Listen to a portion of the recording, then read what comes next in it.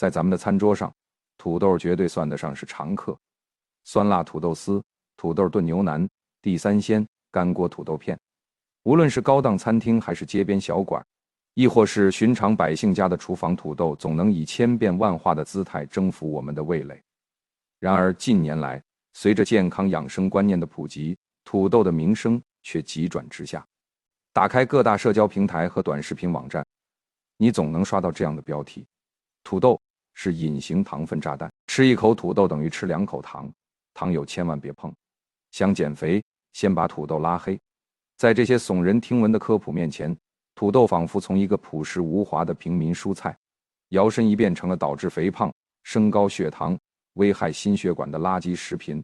土豆真的这么不堪吗？它到底是健康的帮手，还是疾病的推手？今天我们就脱下这层被互联网强加的伪科学外衣，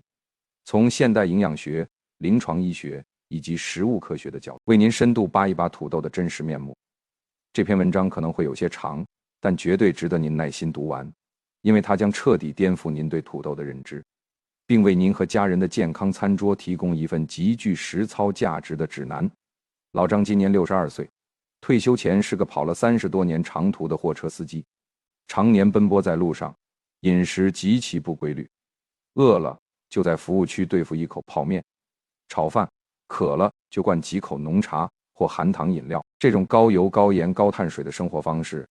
让老张的体重一路飙升，肚子大得像个皮球。3年前的一次单位退休体检，老张被查出空腹血糖偏高，糖化血红蛋白也超出了正常范围。医生给他下了糖尿病前期的最后通牒，叮嘱他必须管住嘴，迈开腿。老张吓坏了，他深知糖尿病并发症的厉害，暗下决心要打一场血糖保卫战。老张的儿子是个孝顺孩子，得知父亲血糖高，立刻在网上查阅了大量控糖攻略，其中几篇爆款文章深深刺痛了儿子的神经。文章里言之凿凿地写着，土豆的升糖指数 GI 高达78，比白米饭还高，吃土豆就等于喝糖水。土豆是劣质碳水，糖友吃一口，血糖飙升一整天。儿子把这些文章转发到家族群，并给老张下了死命令：爸，以后家里的土豆你一口都别碰，那就是隐形糖弹。老张对儿子深信不疑，从此他跟土豆结下了深仇大恨。家里但凡有土豆丝、土豆炖肉，老张一律绕道走。去饭店聚餐，别人点干锅土豆片，他连筷子都不伸，更别提薯条、薯片这种万恶之源了。为了填饱肚子，老张把主食换成了所谓的精细控制的白米饭，每天严格称量，蔬菜则只吃绿叶菜和黄瓜、西红柿。结果呢，半年过去了，老张的血糖并没有像他预期的那样平稳下降，反而像过山车一样忽高忽低。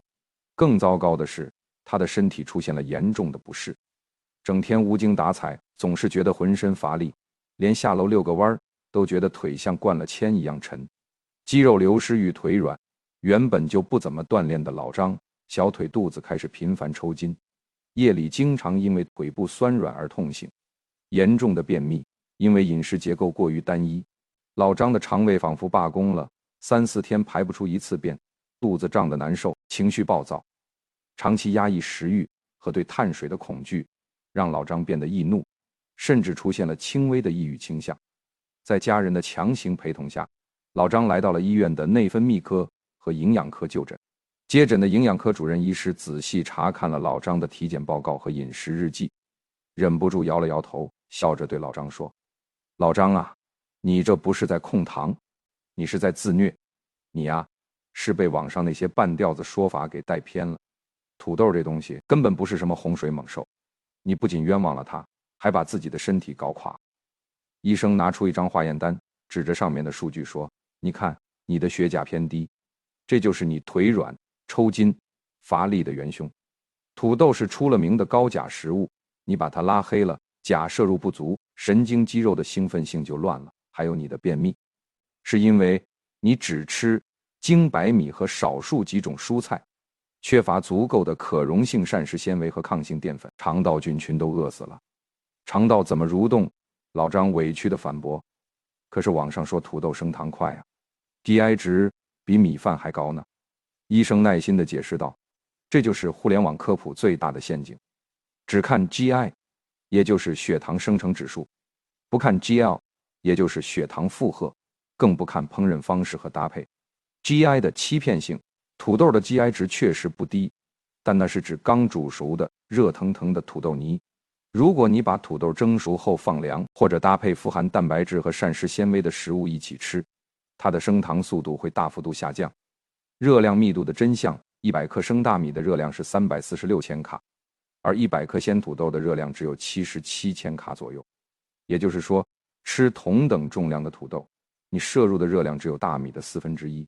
你之所以觉得吃土豆胖，是因为你吃了一碗米饭，又配了一大盘酸辣土豆丝，这叫碳水配碳水，热量不超标才怪。医生给老张重新制定了饮食方案，主食替换，把每天1/3的精白米面换成蒸土豆或煮土豆，巧妙搭配。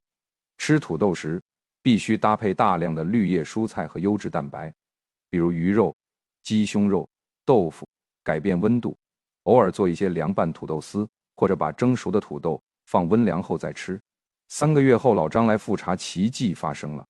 他的糖化血红蛋白稳步下降，血糖曲线变得非常平稳，腿不抽筋了，人精神了，便秘问题也彻底解决，甚至体重还悄悄掉了3斤。老张逢人便说，土豆不是毒药，它是我的救命菜啊。像老张这样的情况在临床上屡见不鲜。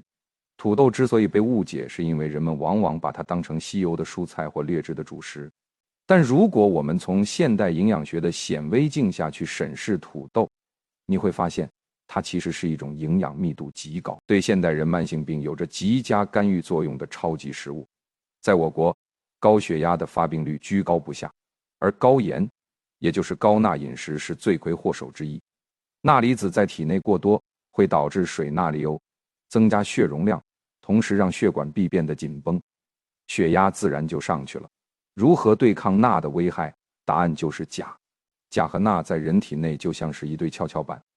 钾离子能够促进钠离子通过尿液排出体外，同时能够直接促使血管平滑肌舒张，降低外周血管阻力。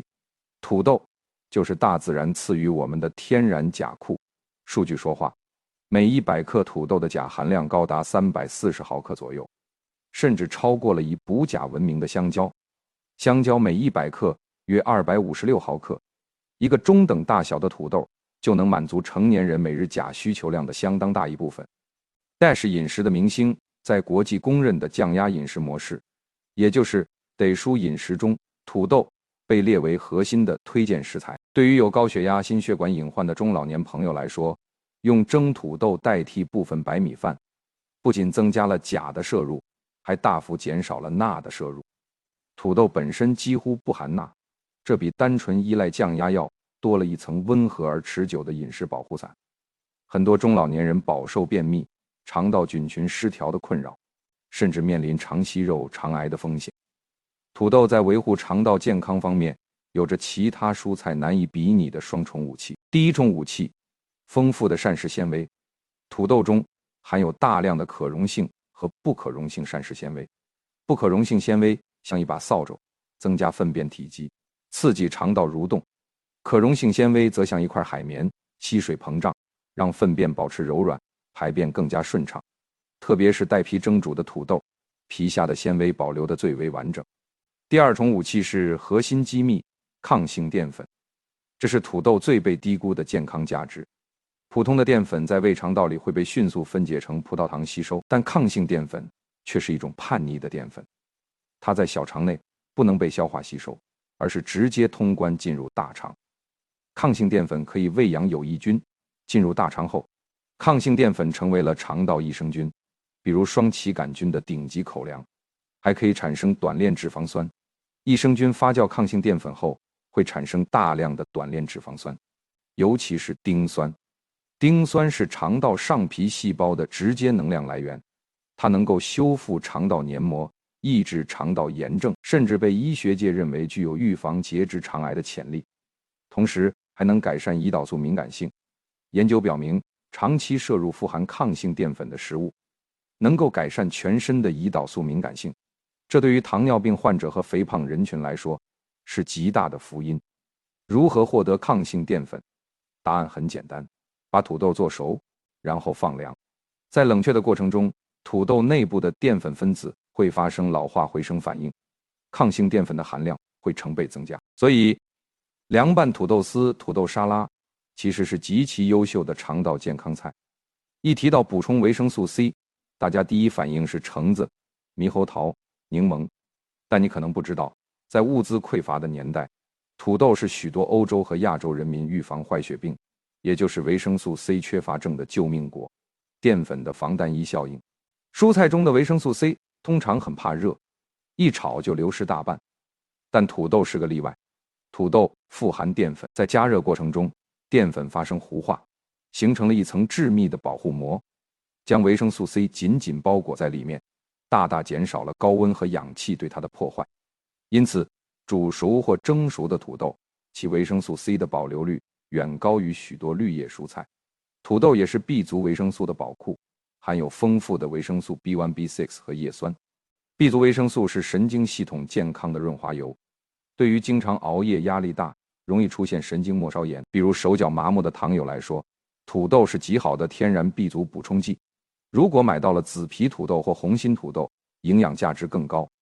这些彩色土豆中富含花青素和多酚类物质，它们是极强的天然抗氧化剂，能够清除体内的自由基，延缓细胞衰老，保护视力，并对抗心血管的慢性炎症。吃土豆会发胖，这绝对是21世纪最大的饮食冤案之一。我们可以用科学数据来粉碎这个谣言。澳大利亚悉尼大学的霍尔特博士曾进行过一项著名的饱腹感指数研究，研究人员让志愿者吃下含有240千卡热量的不同食物，然后测试他们在随后2小时内的饱腹感和进食欲望。结果令人震惊，煮土豆的饱腹感指数高达323%，排名第一。这意味着吃煮土豆带来的饱腹感是吃同等热量白面包的3倍多，是牛肉的1.5倍。土豆的热量密度极低，含水量高达75%以上。100克土豆只有77千卡热量，而100克馒头有223千卡，100克米饭有116千卡。控卡逻辑很简单，如果你用200克蒸土豆，约150千卡，替换掉1小碗米饭，约250千卡。你不仅吃得更饱，抗饿时间更长，而且无形中减少了100千卡的热量摄入。对于那些管不住嘴、总是觉得饿的减肥人群来说，土豆不是敌人，而是帮你控制总热量战略盟友。聊完了土豆的神仙好处，接下来这部分是全文的重中之重。医生常说，没有绝对的好食物，也没有绝对的坏食物，只有不健康的吃法。土豆之所以背上垃圾食品的黑锅，全是因为我们在挑选、烹饪和搭配上犯了致命的错误。要想把土豆吃出健康、吃出疗效，请务必牢记以下4大法则。土豆虽然好，但它属于茄科植物，天生带有一种自我保护的毒素龙葵素，也就是茄碱和卡茄碱。正常的土豆中龙葵素含量极低，对人体无害。但当土豆表皮发绿发芽，或者受到机械损伤、长时间暴晒时，龙葵素的含量会飙升数十倍甚至上百倍。摄入过量龙葵素会导致口腔发麻、恶心、呕吐、腹痛、腹泻，严重者甚至会出现呼吸中枢麻痹，危及生命。挑选土豆时，一定要选表皮光滑、颜色均匀、无绿斑、无芽眼，拿在手里沉甸甸、水分足的土豆。土豆最怕光和热，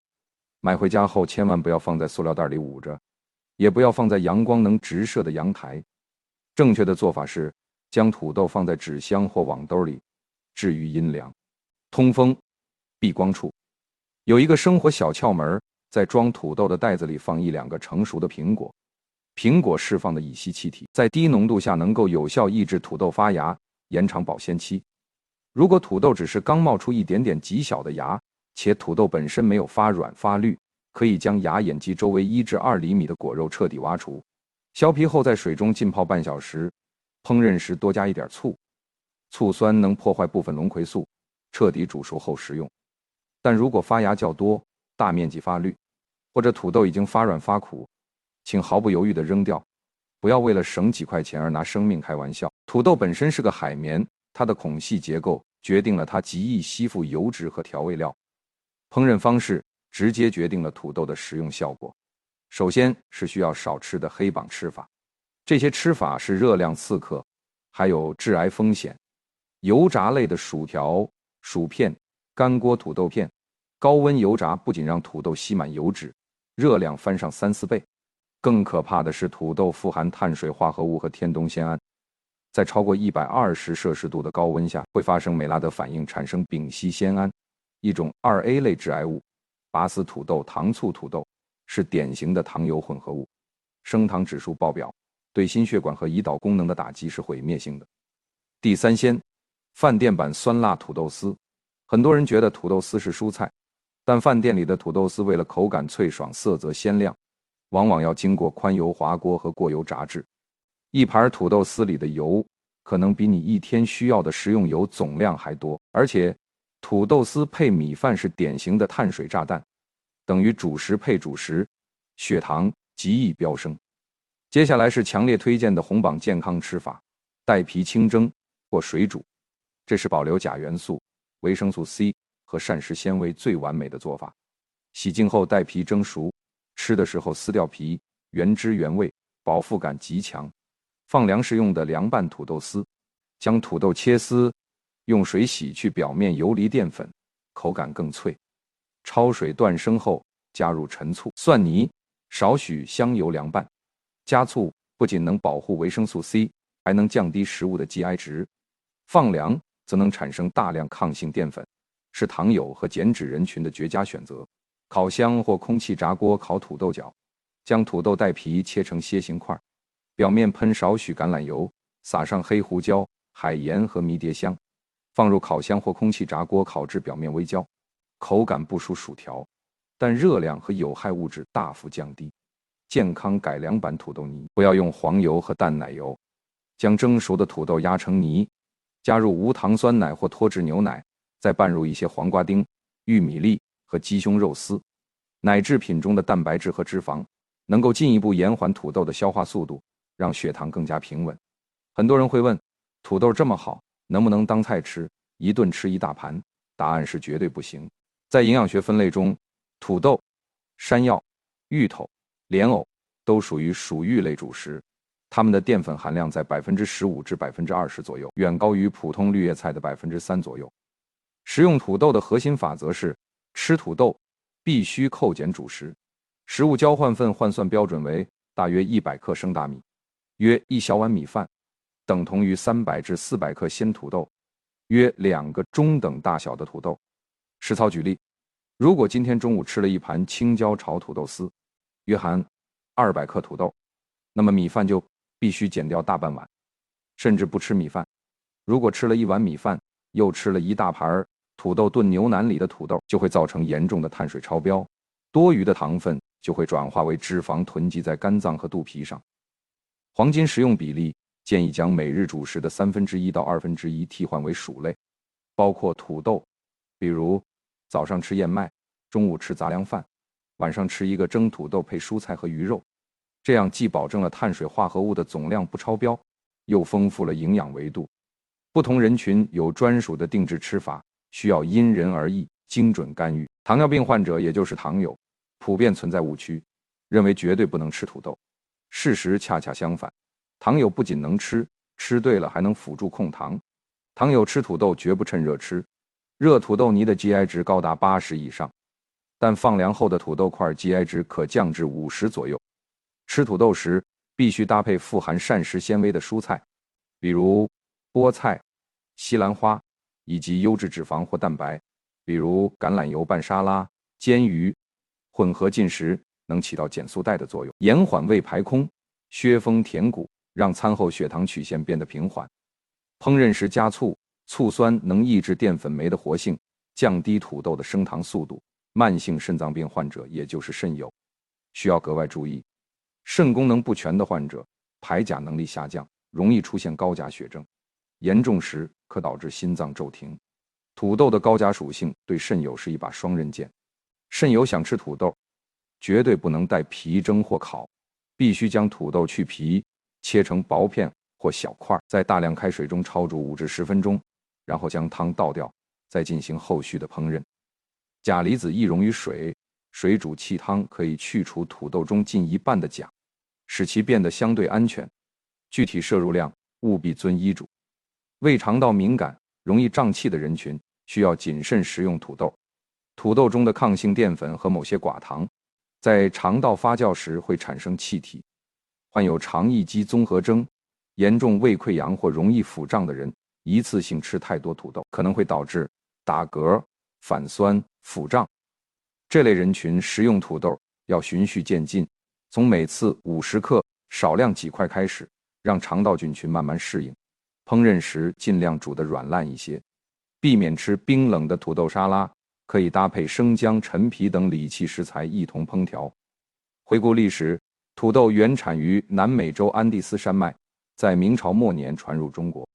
在那些战乱饥荒的年代，土豆凭借其耐旱、耐贫瘠、产量极高的特性，拯救了无数中国人的生命，是名副其实的救命粮。然而，随着物质生活的极大丰富，我们不再挨饿，反而陷入了营养过剩的危机。在这个过程中，现代营养学曾一度陷入单一营养素还原论的误区，看到土豆富含淀粉，就把它等同于白糖，看到它的 GI 值，就把它打入冷宫。我们忘记了，食物是一个复杂的营养矩阵，维生素、矿物质、膳食纤维、抗氧化物，它们在人体内是协同作战的，并不是孤立存在的。土豆被污名化，其实是我们对不健康生活方式的焦虑转移。真正让我们发胖、让我们血糖失控的，不是朴实无华的土豆，而是深夜里的薯片、快餐店里的炸薯条、饭店里油汪汪的地三鲜，以及我们吃饱后继续进食的贪婪，还有吃完久坐不动的懒惰。医学界有一句名言：离开剂量和搭配谈毒性，都是耍流氓。这句话同样适用于饮食领域。世界上没有哪一种天然食材是绝对的垃圾食品，也没有哪一种食物可以包治百病。真正的健康饮食，从来不是苦行僧般的盲目忌口，不是把某一种食物彻底拉黑，而是学会用科学的知识驾驭食材，了解食材的特性，用正确的烹饪方式激发食材的益处，用合理的搭配化解食材的风险。当你掌握了碳水替换的法则，摸清了抗性淀粉的奥秘，读懂了土豆高钾低钠的价值，土豆就不再是让人恐惧的糖蛋，而是餐桌上的血管清道夫、肠道守护者和减脂好帮手。了解完这些知识，我们可以将科学理念转化为日常行动。下班去菜市场，可以选购几个表皮光滑、沉甸甸的新鲜土豆。正在减脂的朋友，可以用一个带皮蒸熟的土豆代替晚餐米饭，搭配凉拌鸡丝和清炒菠菜，轻松实现饱腹减脂。患有高血压的朋友，可以制作少油的土豆炖番茄，依靠土豆丰富的钾元素为血管减负稳压。存在血糖困扰的朋友，可以准备一份陈醋蒜泥凉拌土豆丝，搭配煎鱼和少量糙米饭，平稳控制餐后血糖。健康的生活方式从来都不复杂，也不需要昂贵的保健品，它藏在日常的一饭一菜里，藏在我们对每一种食材的敬畏与科学认知里。希望大家能够打破网络错误信息的茧房，吃得明白，吃得科学，吃得健康，让土豆这位被误解多年的食材重新成为守护大众身体健康的优质食材。